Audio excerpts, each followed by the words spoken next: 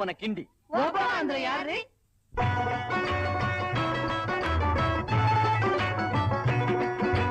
ಕನ್ನಡ ನಾಡಿನ ವೀರರಮಣಿಯ ಗಂಡು ಭೂಮಿಯ ವೀರನಾರಿಯ ಚರಿತೆಯ ನಾನು ಹಾಡುವೆ. ಕನ್ನಡ ನಾಡಿನ ವೀರರಮಣಿಯ ಗಂಡು ಭೂಮಿಯ ವೀರನಾರಿಯ ಚರಿತೆಯ ನಾನು ಹಾಡುವೆ.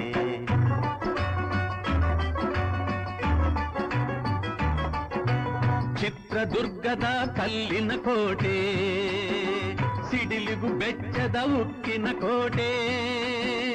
ಚಿತ್ರದುರ್ಗದ ಕಲ್ಲಿನ ಕೋಟೆ, ಸಿಡಿಲಿಗು ಬೆಚ್ಚದ ಉಕ್ಕಿನ ಕೋಟೆ.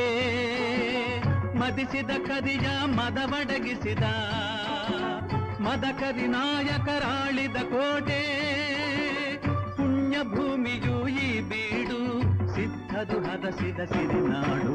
ಕನ್ನಡ ನಾಡಿನ ವೀರರಮಣಿಯ ಗಂಡು ಭೂಮಿಯ ವೀರನಾರಿಯ ಚರಿತೆಯ ನಾನು ಹಾಡುವೆ.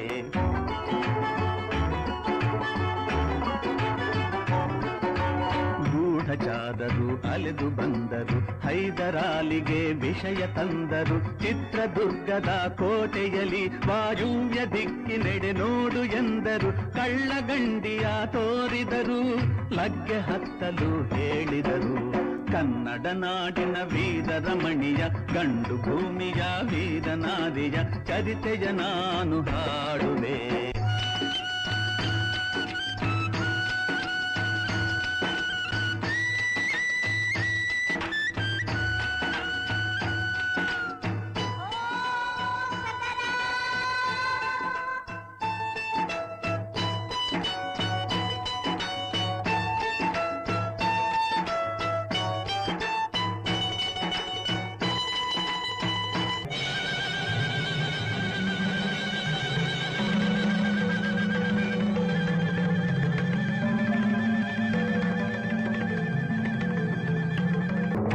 ಸಿಕ್ಕಿದ ಒನಕೆ ಹಿಡಿದಳು, ವೀರಗಚ್ಚೆಯ ಹಾಕಿ ನಿಂದಳು.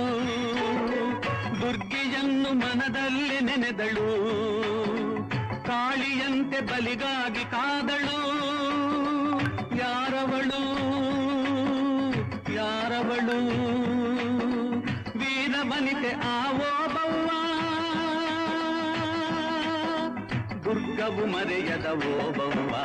ಕನ್ನಡ ನಾಡಿನ ವೀರರಮಣಿಯ ಗಂಡು ಭೂಮಿಯ ವೀರನಾರಿಯ ಚರಿತೆಯ ನಾನು ಹಾಡುವೆ.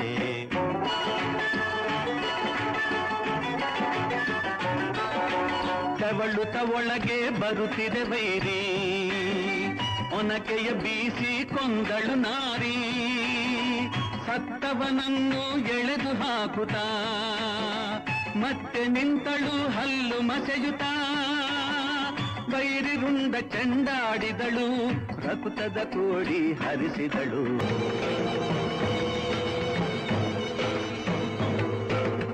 ಸತಿಯ ಹುಡುಕುತ್ತ ಕಾವಲಿನವನು ಗುಪ್ತದ್ವಾರದ ಬಳಿಗೆ ಬಂದನು.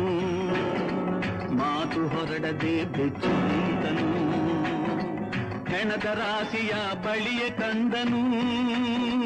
ರಣಚಂಡಿ ಅವತಾರವನು, ಕೋಟೆ ಸಲಹಿದ ತಾಯಿಯನು. ಹೈದರಾಲಿಯ ಸೈನ್ಯ ನಮ್ಮ ಕೋಟೆಯನ್ನು ಮುತ್ತಿದೆ, ಹೋಗಿ ರಣಗಾಲೆಯನ್ನು ಊದಿ.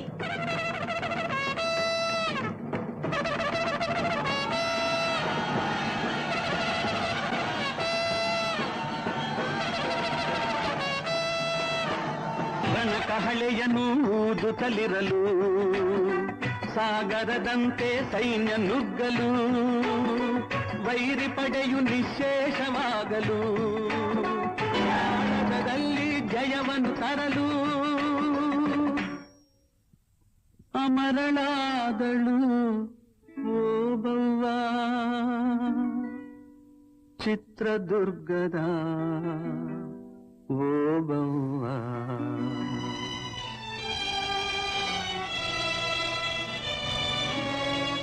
ಒನಕೆ ಓಬವ್ವ ಕನ್ನಡಿಗರು ಹಾಗೂ ಭಾರತೀಯ ಇತಿಹಾಸ ಎಂದಿಗೂ ಮರೆಯದ ಹೆಮ್ಮೆಯ ವೀರಮಹಿಳೆ.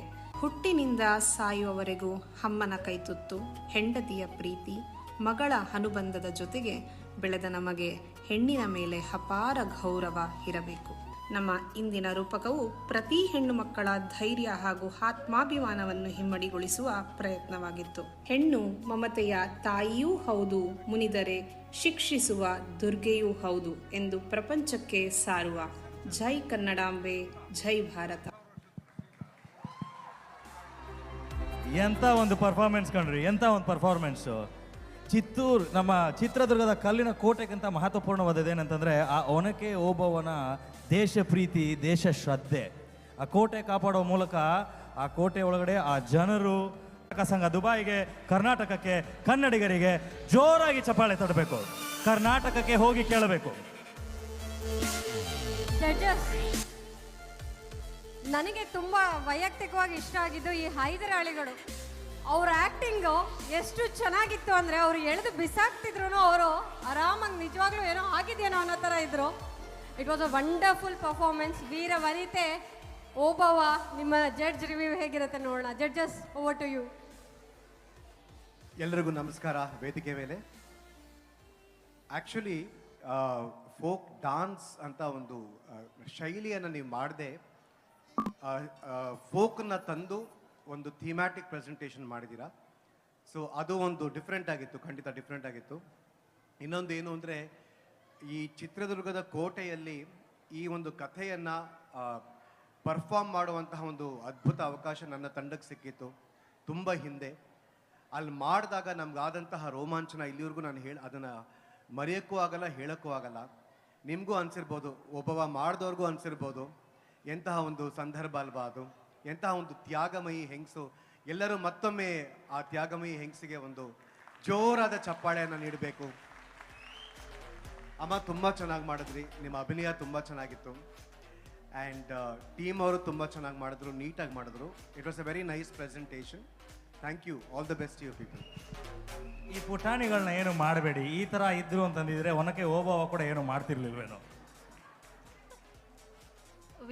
We talk about women empowerment these days, but I think women empowerment started in our Bharat very long back. I was not very aware of what the song was about.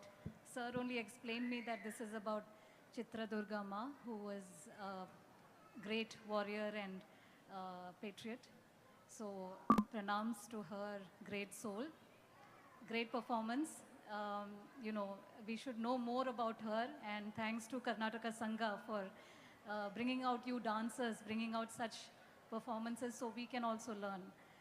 Thank you so much. And as Sir said, maybe we cannot count this in folk dances performances, but still your performance was really great. Thank you. Thank you very much. ಬಹಳ ಧನ್ಯವಾದಗಳು ಓಬವ್ವನ ಈ stage ಮೇಲೆ ತಂದಿಟ್ಟಿದ್ದಕ್ಕೆ. Thank you. Thank you very much. ಬನ್ನಿ. That was Folk Dance Group 3.